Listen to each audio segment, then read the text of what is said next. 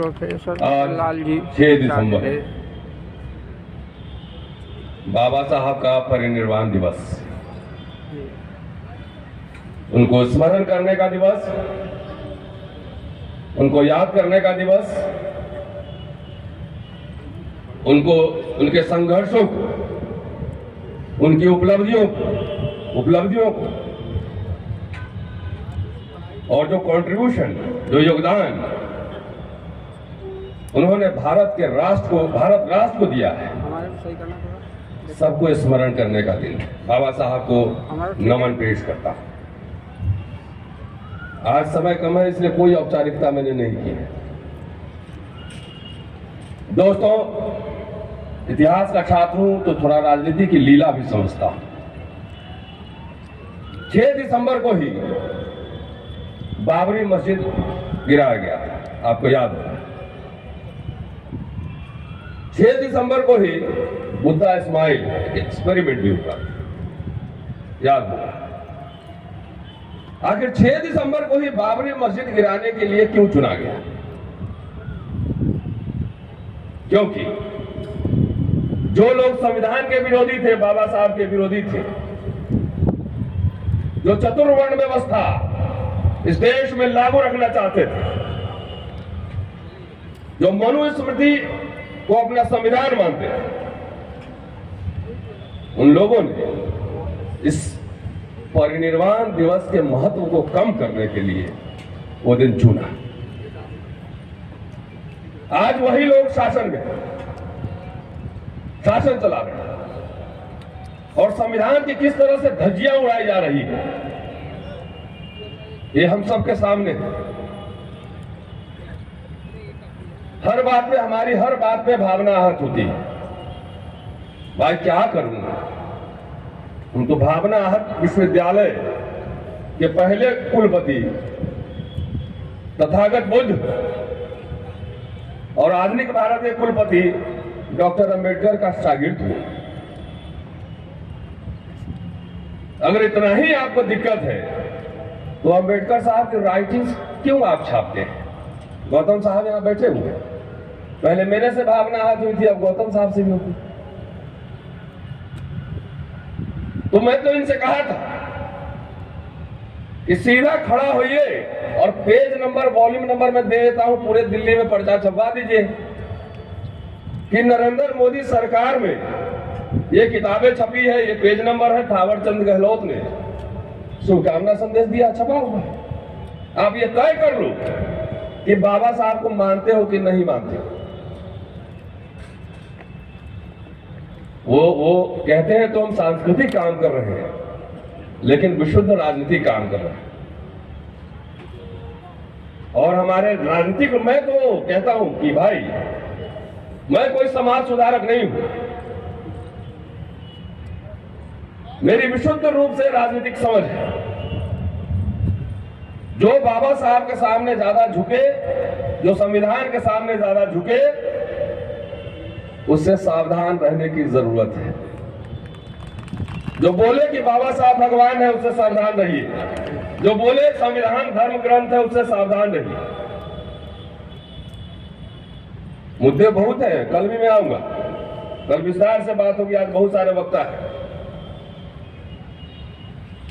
गौतम साहब 50 लाख रुपए वाले कहां गए? मिले कि नहीं? तो हमने कहा था नागपुर में कि भाई पहले इनकम टैक्स ईडी को भेजो, वहां पे इन बाबा लोग के पास पैसा कहां से आता है 50 लाख रुपए। कहता है, दूसरे को कहता है कि तुम लेके आओ, बाबा अपने भी आ जाओ कभी कभी।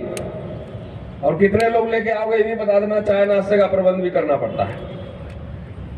दोस्तों, लेटेस्ट इसी पे बोल के मैं बात समाप्त करूंगा। EWS सुदामा कोटा पहला जातिवादी कोटा है। ओबीसी का कोटा था, अदर बैकवर्ड क्लासेस, उसमें ब्राह्मण भी है, ठाकुर भी है, ओबीसी। पहली बार ये जातिवादी कोटा आया है, 48 घंटे में संसद में पास हो गया। सुप्रीम कोर्ट में जो लीला हुई, वो लीला आपने दिखाई।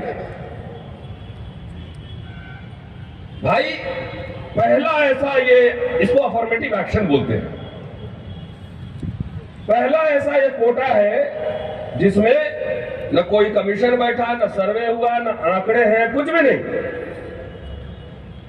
और 10% जो है कोटा हो गया। मैं तो छत्तीसगढ़ सरकार भूपेश बघेल साहब को बधाई देता कि जब तुमने वो सीमा रेखा तोड़ ही दी तो अब 50 क्या, अब करो 80% करो। और आज इस मंच से मैं तेजस्वी यादव, नीतीश कुमार, बिहार के मुख्यमंत्री और डिप्टी चीफ मिनिस्टर, उनको यहां से मैं संदेश देना चाहता हूं कि जो छत्तीसगढ़ में हुआ है, जो तमिलनाडु में है, वो मॉडल दोहराया जाए। और ये सिर्फ सरकारी में नहीं, नौकरी में नहीं, नौकरियां बचेगा। सबसे ज्यादा मार हमारे लोगों पर पड़ी है, क्लास 3, क्लास 4। ठेकेदारी में तमाम इस तरह के डिस्ट्रीब्यूशन में आप रिजर्वेशन लागू कीजिए और जिसकी जितनी संख्या भारी, जो जो सत्ता में है, सब लोग वोट दीजिए। मुझे चुनाव नहीं लड़ना। इस मंच से 2 दिन में जो मंथन हो, यह जरूर स्पष्ट होना चाहिए, ये एक सामाजिक संगठनों का मेला है। यह स्पष्ट होना चाहिए कि यहां से एक बहुजन घोषणा पत्र, एक बहुजन एजेंडा यहां से पास हो। राहुल गांधी अभी यात्रा कर रहे हैं, चलिए हम लोग 50 लोग वो एजेंडा लेके खड़े रहते हैं यात्रा में, चलिए। और 24 का चुनाव आ रहा है।